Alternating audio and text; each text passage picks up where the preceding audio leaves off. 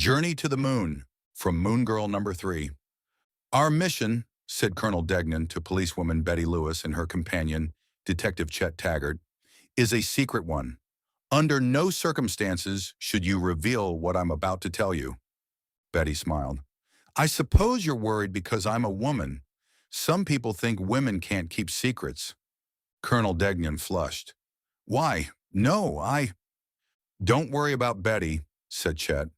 She's no ordinary woman, Colonel. There are plenty of criminals behind bars who can testify to that. The colonel nodded and cleared his throat.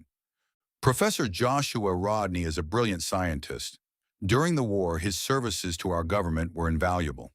Though few people know it, his work was largely responsible for the development of the atomic bomb. He leaned closer and lowered his voice. But now we're worried. We're afraid the professor may have cracked under the strain of his work. What makes you think so? Betty asked. Because the professor is working on a new experiment that may not only cost him his own life, but the lives of hundreds of people. You mean he's still working with the atom bomb project? Asked Chet. Not exactly, said the colonel, but he's using atomic power. We've learned that Rodney has built a rocket ship in his laboratory. He plans to travel to the moon in it, and the ship is powered with U-235. Whew, said Chet. Sounds like a tall tale. I hope it is, said the colonel. But that's why you're here. We don't want to alarm the public or take drastic measures until we're sure there's danger. Betty stood up. Very well, Colonel. Chet and I will pay the professor a social call tonight. He may let us in on his professional secrets. As Betty and Chet left the office, Colonel Degnan called after them. And in heaven's name, watch yourselves. Professor Rodney has enough atomic energy in his laboratory to blow this town off the map.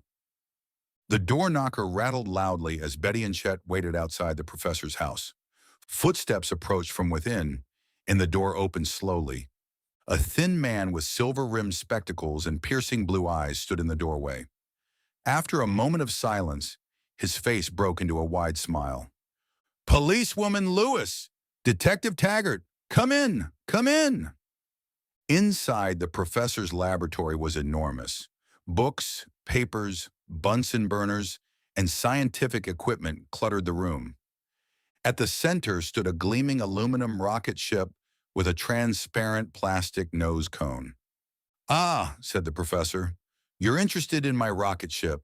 Step inside and I'll show you the remarkable improvements I've installed. Betty and Chet exchanged glances. This assignment seemed easier than expected. Instead of resisting them, the professor appeared eager to cooperate.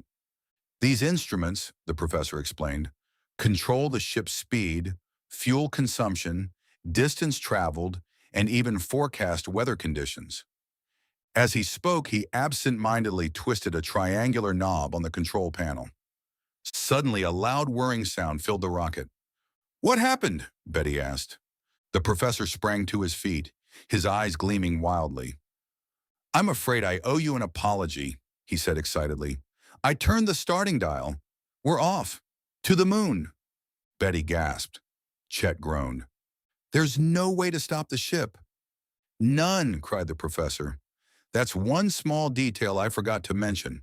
The rocket won't stop until it lands on the moon. Through the star-filled night, the rocket shot upward at tremendous speed. Inside the cabin, Betty and Chet could only sit and wait as the professor worked feverishly.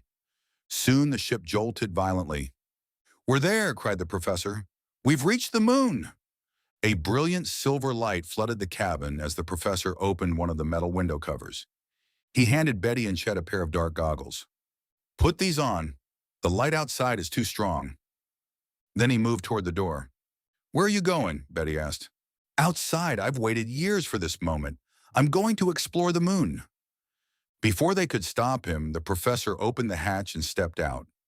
Moments later, they saw him leap high into the air, floating easily in the moon's weak gravity. Magnificent, he cried. Betty and Chet laughed despite themselves. But suddenly, Betty's smile faded. Rising over a nearby ridge were hundreds of strange creatures.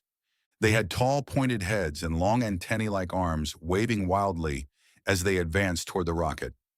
Look, Betty cried. Chet reacted instantly. He grabbed the professor and dragged him back inside just as one of the creatures began climbing the ship. "What are you doing?" shouted the professor. "Those moon creatures may want to harm us," Chet snapped. He turned the triangular starting dial again. The engines roared and the rocket blasted off. "My beautiful experiment," the professor groaned. "Cheer up," said Chet. "Next time we'll bring weapons in case the moon people are more dangerous than you think." Later that night, Betty and Chet returned to Colonel Degnan's office. It took quite some time to convince him they had truly traveled to the moon. At last, the colonel shook his head. "Well, I'm sorry you had such a harrowing adventure, but at least you proved the professor's experiment is dangerous." Betty and Chet exchanged glances and nodded. "That's where you're wrong, Colonel," said Chet. "Next week, the professor's going to the moon again, and Betty and I are going with him." Colonel Degnan scratched his head as they walked out. "The crazy kids," he muttered. Then he sighed wistfully. "Still, if I were young again,